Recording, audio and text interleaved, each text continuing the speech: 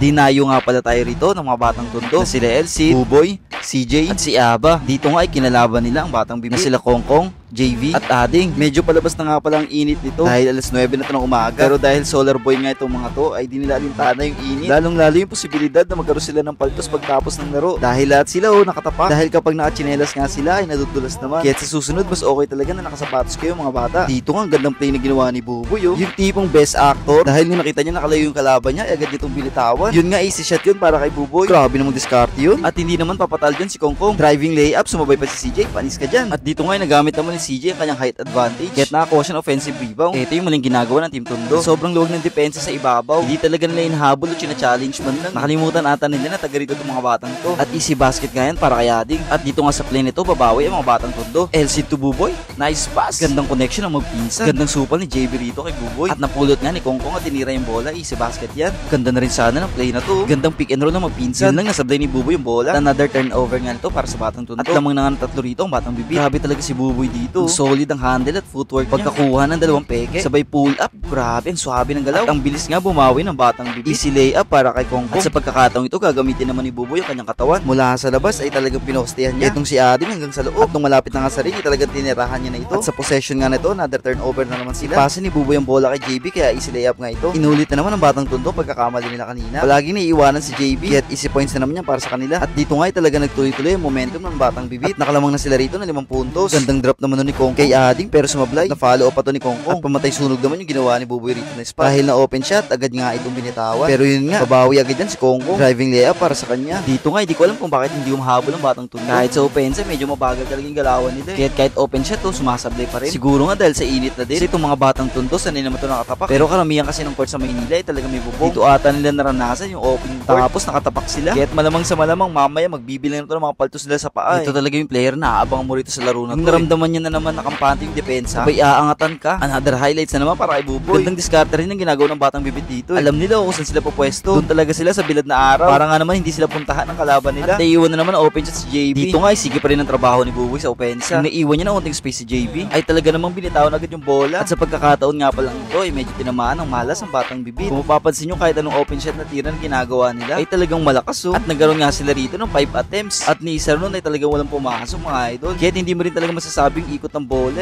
Kaya't ito na talaga yung masasabi ni JB sa play na to. Pakinggan nyo mga idol.